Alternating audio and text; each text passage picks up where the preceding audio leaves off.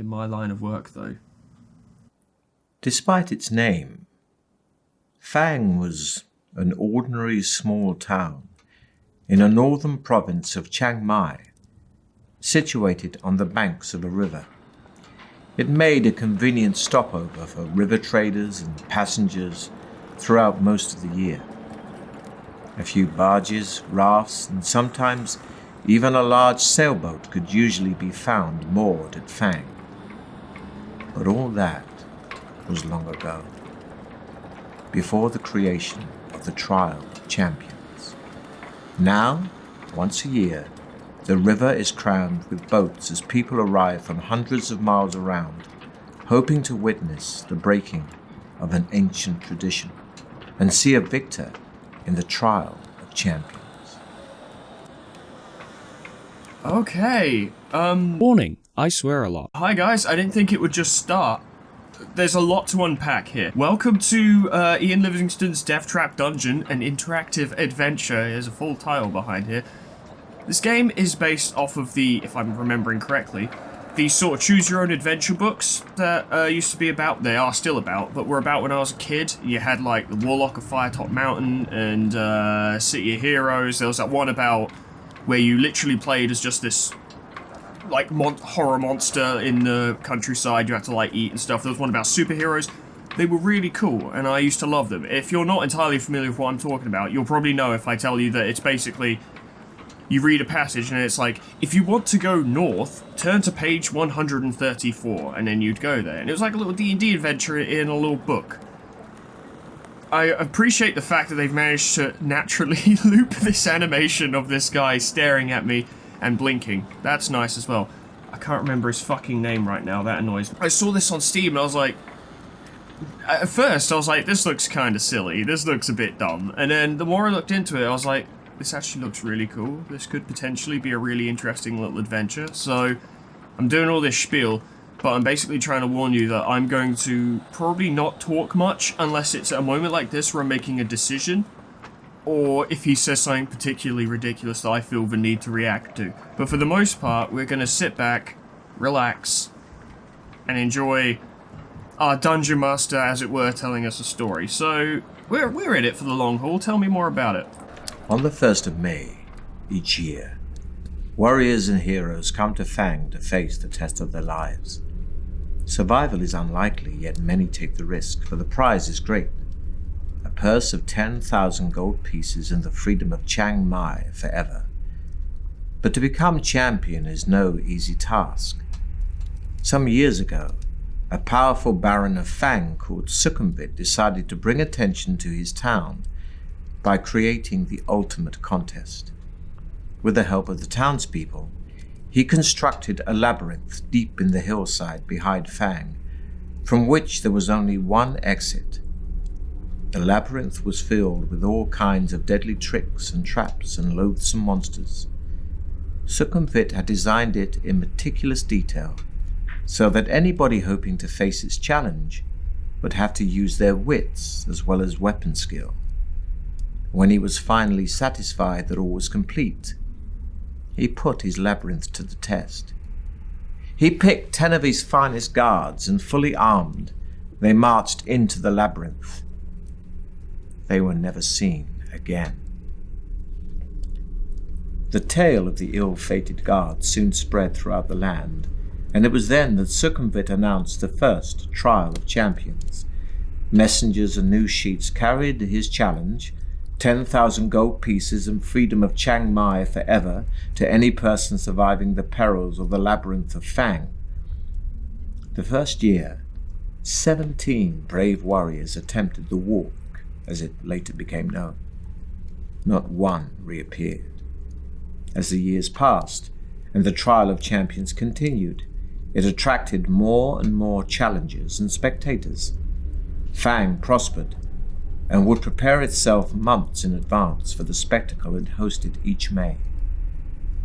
The town would be decorated, tents erected, dining halls built, musicians, dancers, fire-eaters, illusionists, and every sort of entertainer hired, and entries registered from hopeful individuals intent on making the walk.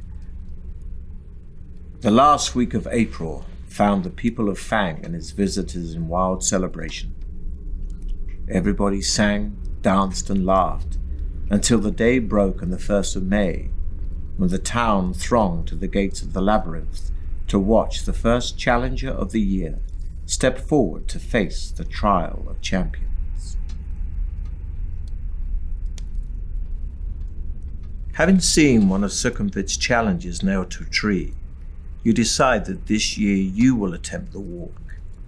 For the last 5 years you have been attracted to it not for the rewards, but for the simple fact that nobody has ever yet emerged victorious from the labyrinth.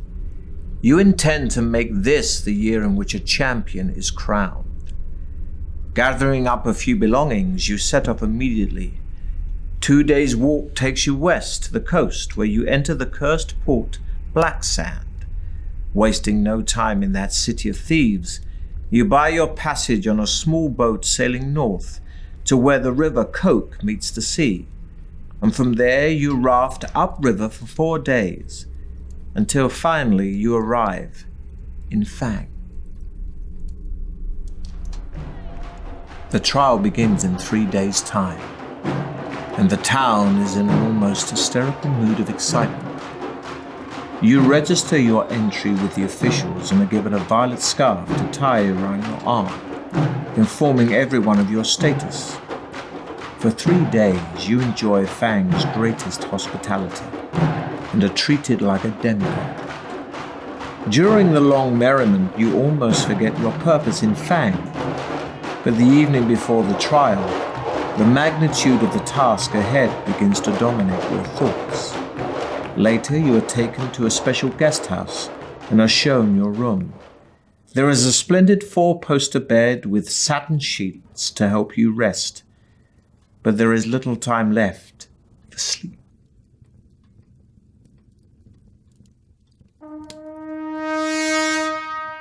Just before dawn, a trumpet call awakens you from vivid dreams of flaming pits and giant black spiders. Minutes later, there is a knock on your door, and a man's voice rings out saying, "Your challenge begins soon. Please be ready to leave in 10 minutes. You climb out of bed, walk over to the window and open the shutters. Already people are thronging the streets, moving quietly through the morning mist, spectators, no doubt on their way to the labyrinth, hoping to find good vantage points from which to watch the competitors. Walking over to a wooden table on which your trusty sword and shield lie, you pick them up and cut the air with a mighty sweep, wondering which beasts your sword's sharp edge may soon have to meet. You open the door into the corridor, and a small man greets you with a low bow as you emerge from your bedroom. "Please follow me," he says. He turns to his left and walks quickly towards the stairs at the end of the corridor.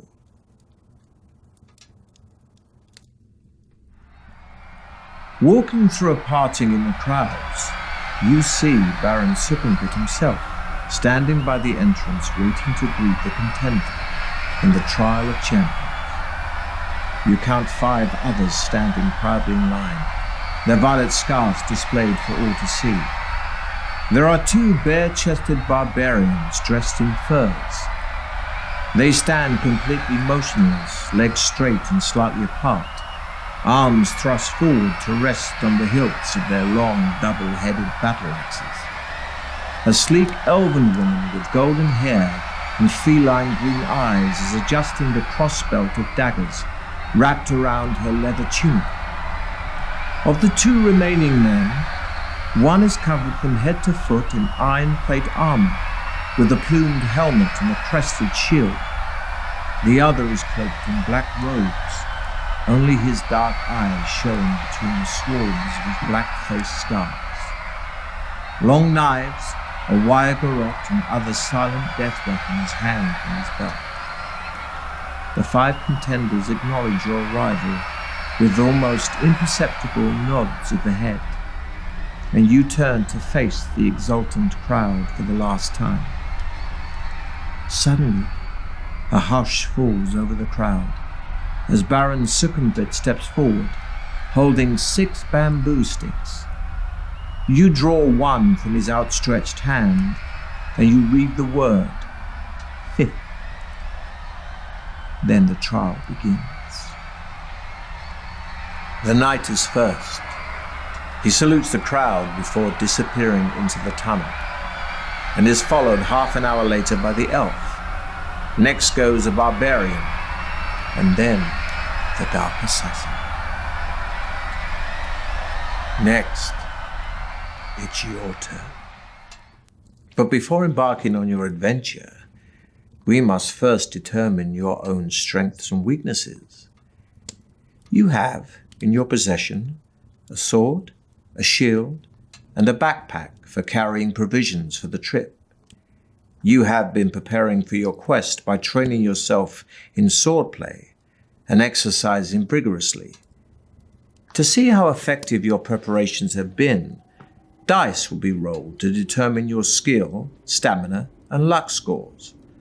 Or, if you wish to begin your adventure immediately, you can choose between 3 ready-made adventurers. Okay. Wow.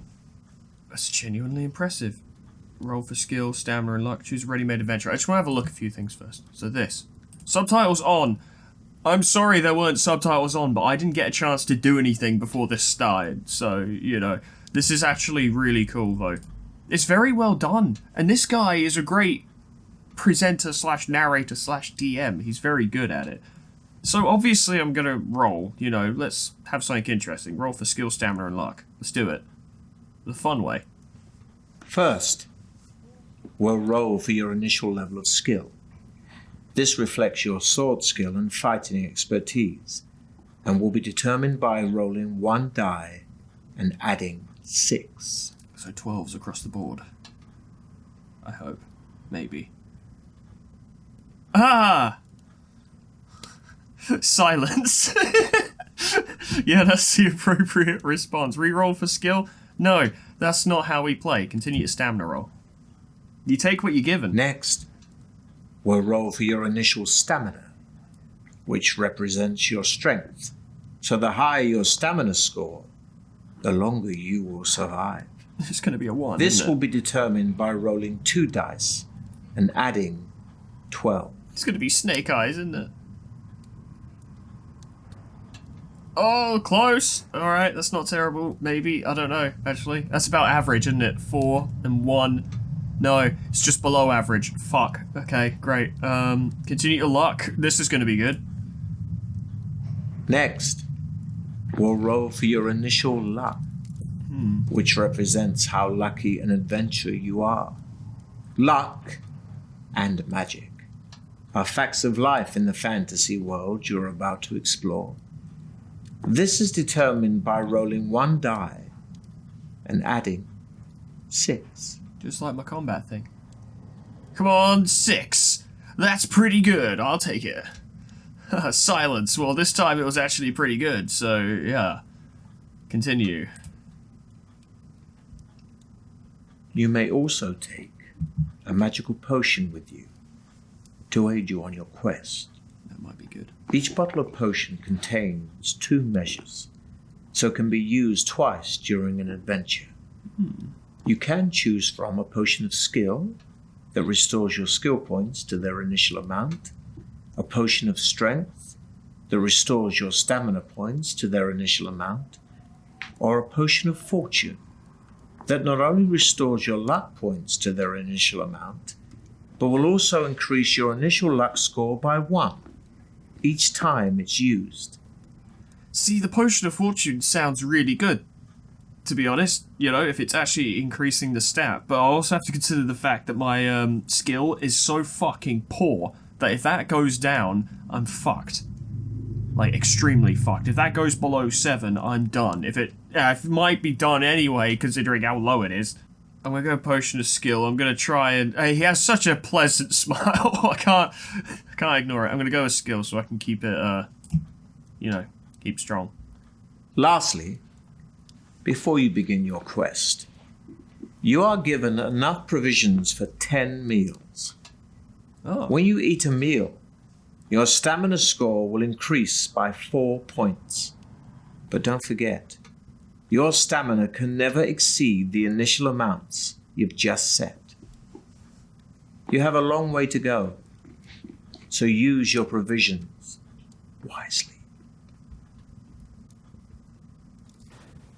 During your adventure, you'll enter into combat a number of times, and the further you go, the tougher your opponents will be. Combat takes place over several rounds, and your attack strength is based on yours and your enemy's skill scores. For each round of battle, we'll roll 2 dice for you and 2 for your opponent, adding the results to your skill scores. These are your respective attack strengths. Whoever's attack strength is the highest wins that round of combat. If you both have the same attack strength in a round, then it will be a tie. In some battles, you can take an opportunity to escape. But beware. If you do run away, your opponent will automatically score 1 hit on you as you flee, costing you 2 stamina points. So be sure you have enough. Such is the price of cowardice. You are playing using the new battle system, where the battle takes place over 3 rounds. Your sheer battle-hardened nature will mean you'll always win the battle after the 3 rounds, but every round you lose will cost you 2 stamina points. So be careful. Losing all your stamina will still be fatal. At the start of each round, you'll have a short time to decide to fight or to build up your stamina by eating your provisions or taking a potion, if you have one. For the sake of simplicity, we'll just use the new battle system instead of trying to get involved with the old one. But interesting, is it implying that I only need to survive 3 rounds of combat and I'll win? Like, that's kind of how it works. I never understood the original battle system. Whenever I played with the books, like, I just didn't know how it works, so I think young me kind of skipped them. But the book does have, like... The book can still kill you even if you don't lose in combat, right? Like, the amount of times where rocks fall and everybody dies happened was quite a lot. So let's just use the new battle system. Please continue, sir. Now it is your turn to salute the crowd. Holding your violet scarf aloft, you take one final deep breath of cool, fresh air before turning to pass between the stone-pillared gateway into Sukumvit's corridors of power to face unknown perils in the walk through the mighty Baron's Deathtrap Dungeon.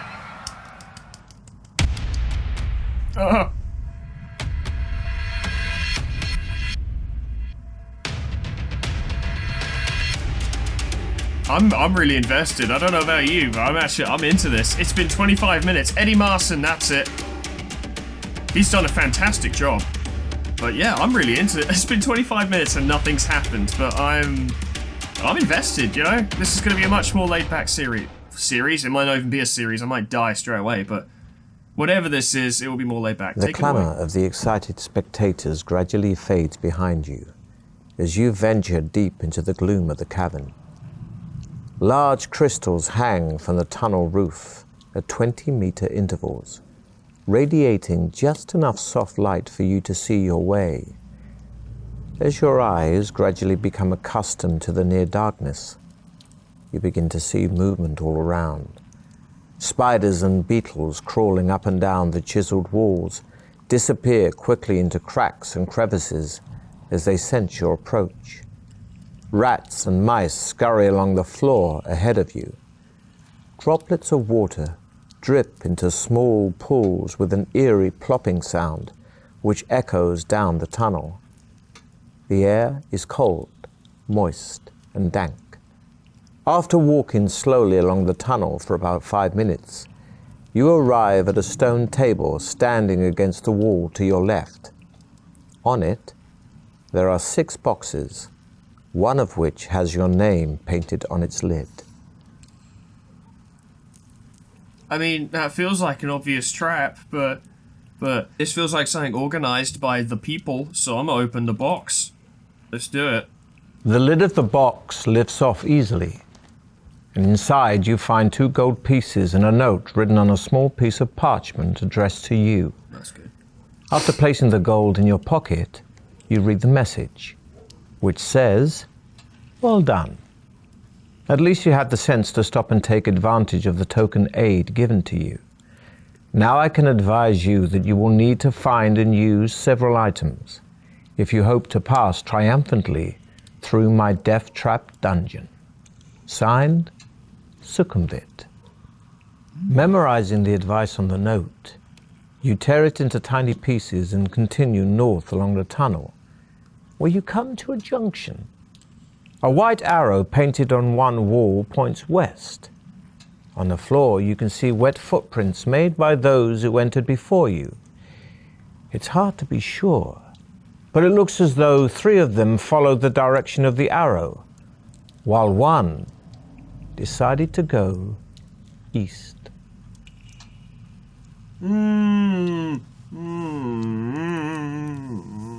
It feels like either one could be the wrong answer.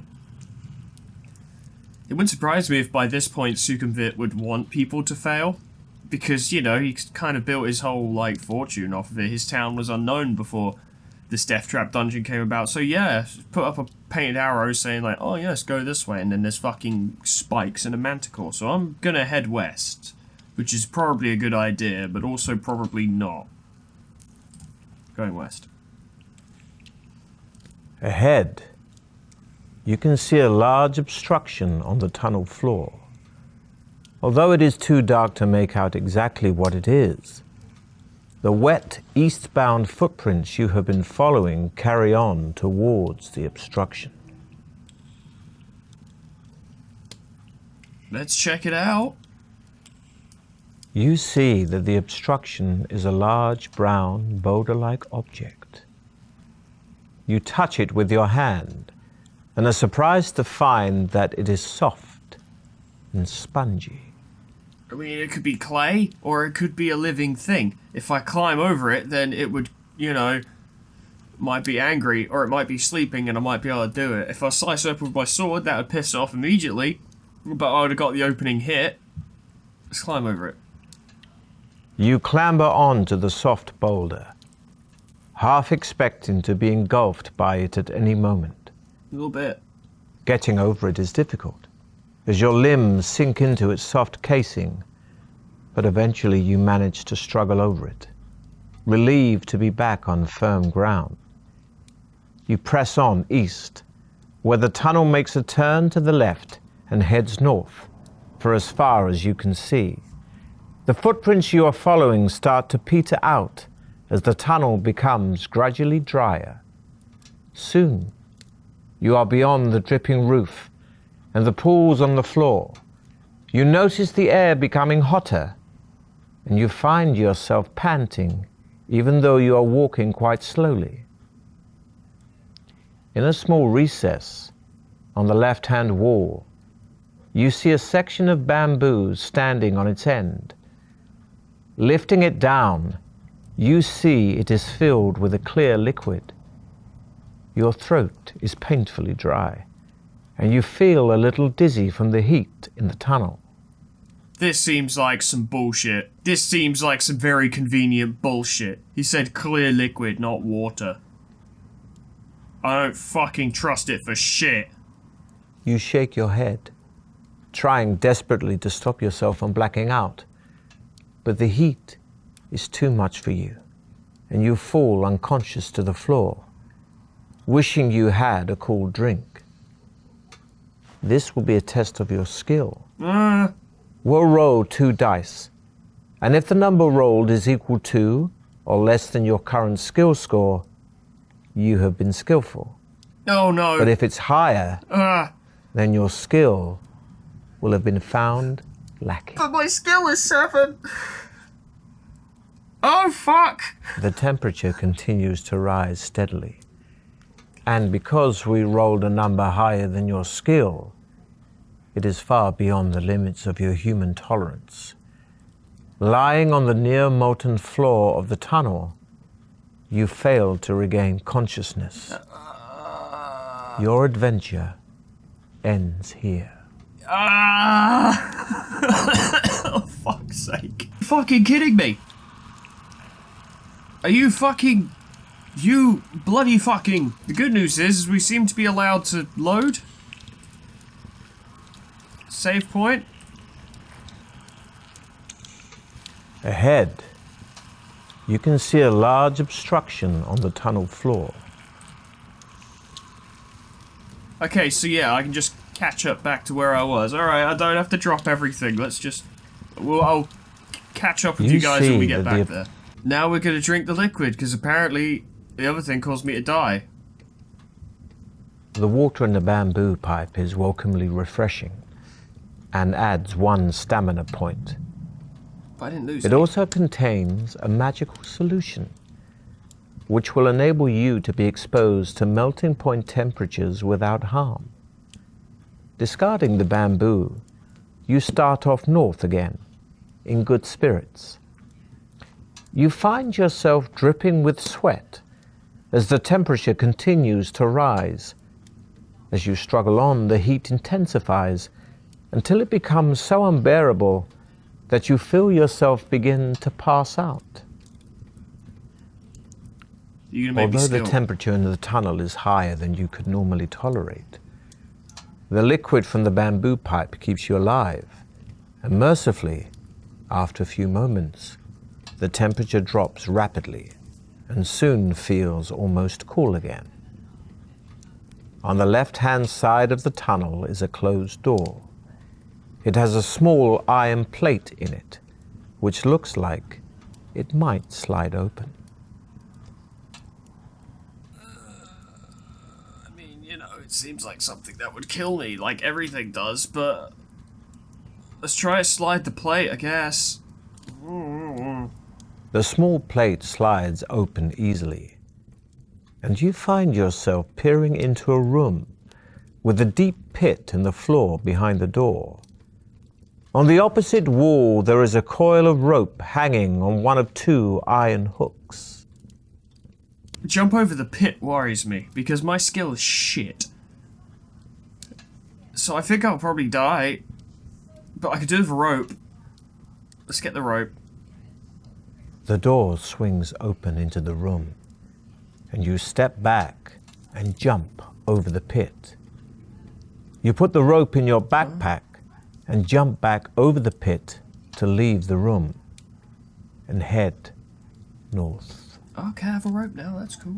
Ahead, you see that the tunnel turns sharply to the left. You turn a corner and almost bump straight into 2 fierce-looking orcs, armed crap. with morning stars and wearing leather armor. You are totally unprepared for them and struggle to ready your weapons. The Balls. orcs roar, and as you draw your sword, one of them swings its morning star at you, which sinks agonizingly into your left thigh, Oh, good. costing you 3 stamina points. Oh, good. You stagger backwards, but manage to regain your balance in time to defend yourself. Fortunately, the tunnel is too narrow for both orcs to attack you at once, so you fight them, one at a time. Oh god, there's a timed attack. Did I win? The orc is strong, but slow, and you're able to strike hard with your sword. I did it. I'm gonna attack again. We can do this. Come on.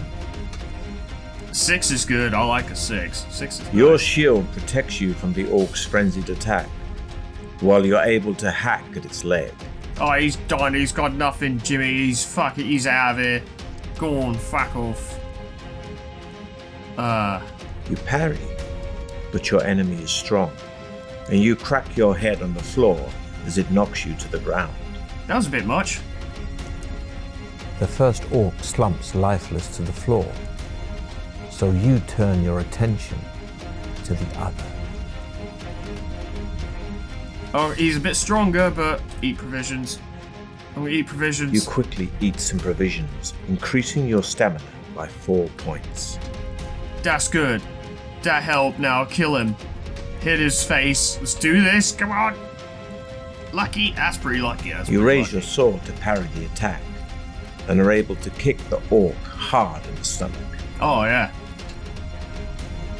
Now do it again. Keep kicking him. He will die if we keep kicking him. Ah. The orc's morning star is a formidable weapon, and you can't stop it smashing into your ankles, knocking you off balance. Really painful. Hitting you in the ankles. That'd be horrific. Attack him again. The orc runs at you, Oh. smashing you painfully into the wall. I hope that didn't kill me. Inside one of the orc's pockets, Oh, I killed him. Good. Okay. you find 1 gold piece and a hollow wooden tube. You put your findings in your backpack and set off west. As you walk along, droplets of water again start falling from the tunnel ceiling. Heading west, you see wet footprints made by the same boots that you followed earlier. They lead to a closed iron door in the right-hand wall of the tunnel, but do not seem to go any further. That implies trap to me.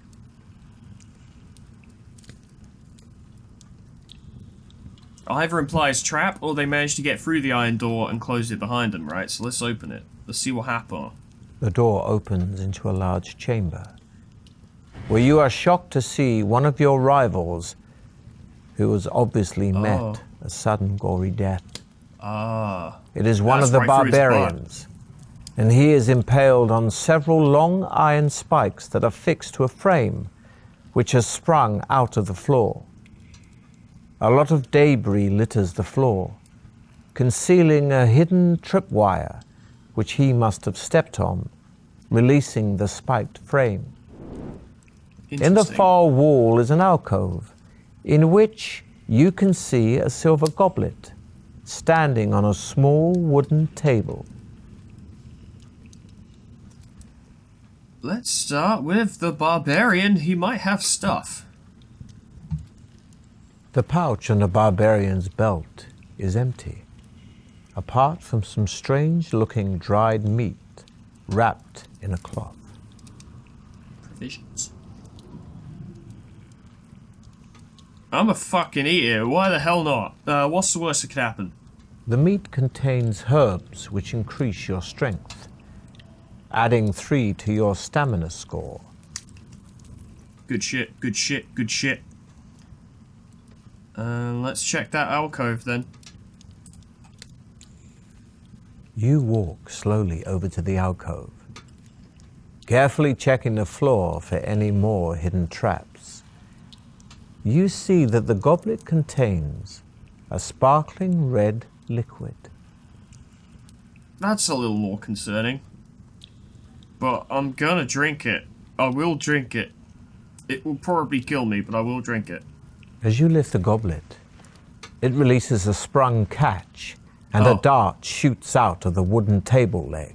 Oh, This will be a test of your luck. my luck's pretty good. We'll roll 2 dice, Is it and that if the good, number rolled is equal to or less than your current luck score, you have been lucky. But if the roll is higher than your luck score, then your luck isn't in.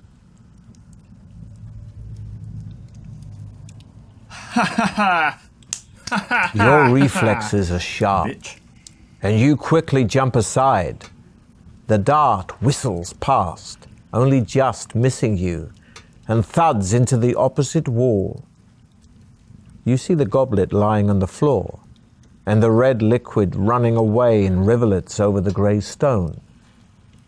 At least the goblet may be of use. So you put it in your backpack, leave the chamber, and continue west. I did good. I am The winning. passage soon leads to a junction. where you notice more footprints on the floor, possibly as many as 3 pairs, heading north from the south passage. You decide to follow them to where the passage opens out into a wide cavern, which is darker but much drier. Ahead, you see the footprints gradually fade, then disappear. There is a large idol in the center of the cavern that must be 6 meters high. In its head are jeweled eyes, each as big as your fist. On either side of the idol stand 2 giant stuffed, bird-like creatures. Now, the jewels seem like an obvious trap, I gotta be honest. They really do.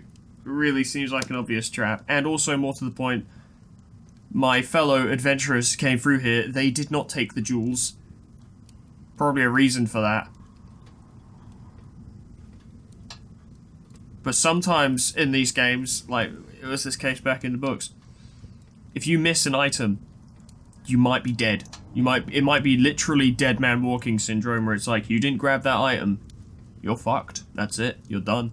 You can't beat the game now, and you won't find out until about an hour or 2 down the road, where the game's like, if you have the jewels, then turn to this page. If you don't, turn to this page, and then you turn to that page, and the game's like, you fucking die because you don't have the jewels. And you're like, I never read Deathtrap Dungeon, so I don't know what the beats are for this story. They also may have redone it so that players couldn't just, know exactly what they were doing. Oh, well, we do have a decent load system, so let's see what happens. I have to take the risks. The idol is very smooth and will be difficult to climb, but the rope you found earlier will help here, and you make it into a lasso. You whirl the rope above your head and throw it up at the idol, smiling happily as it lands around its neck. You then tighten the noose and start to climb, hauling yourself up the rope. You are soon at the top of the idol, sitting on the bridge of its nose and holding on to the rope. You draw your sword and wonder which jeweled eye to prize out first. This isn't fair. This decision there's no context for this decision. It's just one is probably good and one is probably bad. Or both are fine and nothing to worry about, or both are bad and I'm fucked. Left. No one expects the left. As you touch the idol's emerald eye, you hear a creaking sound below you. Oh, really? Looking down, you are shocked to see the 2 stuffed birds flying off. Their wings flap in jerky movements, but they are soon above you and look set to attack. Well, that's not good. You'll fight the flying guardians one at a time, but reduce your skill by 2 during this combat because of your restricted position. That is fair. This isn't good. I hope they're really they're pretty decent fighters, actually. They're better than the fucking orcs. Oh god, I'm gonna need some good dice rolls.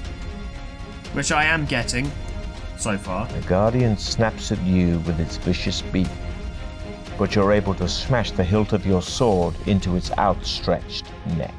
Fuck yeah. Jab him in the trachea. Hit him again. Ah. You lunge for the creature as it flies above you, but your sword clangs into the statue. Neither of you are harmed. To be fair, a parry is basically a victory under this system. I just need to survive 3 rounds and I win. Ha, that's not a victory, is it? Clawing at your leg with its talons, the guardian rips away a chunk of your stamina. The crumpled form of the first flying guardian falls crashing to the floor. So you ready yourself to take on the second. I'm consistently fighting in pairs at the moment, aren't I? I'm gonna eat provisions, fuck it. You quickly eat some provisions, increasing your stamina by 4 points. Good. I'm just keeping myself topped up. Go on, get him.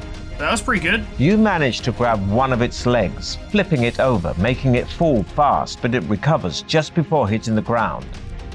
Neither of you are harmed. That's pretty cool for just, it was a tie, neither of you hit the other. That was detailed. I like this. It's really cool, actually. Oh, fuck. I hate this. It Guardian sucks. snaps at you with its vicious beak. You parry, but the tip of the creature's beak sinks deep into your arm. What a terrible game. I hate it. It's the worst. Why am I not automatically winning everything? I don't think that's quite enough. The beating wing of the Guardian smashes into the side of your head, leaving you seeing stars and sapping your stamina. Also, my skill has gone down. Your final swipe dispatches the second flying Guardian. I just realised that's because where I was You look down and see the crumpled bodies of the two flying Guardians lying motionless on the floor. You start to prize out the idol's emerald eye with the tip of your sword. At last it comes free, and you are surprised by its weight when it falls into your hand. Hoping it may be of use later, you put it in your backpack. I mean, I'm gonna take the other one, I gotta be honest. This is probably a trick. You try to force the point of your sword under the emerald eye. Much to your surprise, the emerald shatters on contact, releasing a jet of poisonous gas straight into your face. Fuck you! The gas knocks you out, and you release the rope, bouncing down the idol and crashing onto the stone floor. Fucking... Your adventure ends here. These fucking games play off every single trope where it's like, you know, don't be greedy, but also be greedy. But if you're in a case where you're greedy and then the game's like, you want to be even more greedy, don't be even more greedy. You got the thing, leave. I thought that might be the thing, but then I was like, it's probably fine. And it wasn't fine. More to the point. Am I gonna have to fight those things again? There is a large idol in the center of the... I'll catch up with you guys in a minute. Alright, well, now we just climb back down. We're done. Back on solid ground once again on the cavern floor, you try to shake the rope off the idol's neck. This will be a test of your luck. Oh, God. Remember, 2 dice are rolled. Equal to or less than your current luck score, you'll have been lucky. Higher than your current luck score, you have been unlucky. Don't aha, my luck is so good. The lasso loosens itself, and you are able to shake it free of the idol's neck. It falls to the floor with a loud clatter. You quickly coil the rope up again and put it in your backpack. Let's keep a rope. Wasting no more time in the cavern, you run forward to the tunnel in the northern wall. Not much farther down the tunnel, you come to a closed door on your left. Putting your ear to the door, you listen intently but hear nothing. What does this mean? Who knows? But we'll have to find out next time, provided I can actually save. I hope I can. Is there just like a... Yeah, there's a quit. I presume once I load the game back up again, I'll just be back here. Yes, okay. Thank you so much for watching. This is really cool. And let's be fair, this guy's just been running my show for me. I've done fuck all in the past 52 minutes. It's all been him. And it's a very good performance. I appreciate it. He doesn't overact it too much, but he's also displays a level of enthusiasm. He gets the balance just right, in my opinion. Very good. I actually really enjoy this. It's nice. It's very descriptive. Now, granted, he's probably being provided with a script, but it doesn't look like he's being provided with a script, is really my point. It looks like he's sat here dungeon mastering an adventure. It creates the exact right atmosphere and environment for this, you know? And this is a nice touch. This is clearly looped, but I actually can't see where the loop is. You know, like in a lot of these kind of animations, it's very clear to see where this starts over again, but I'm looking at it.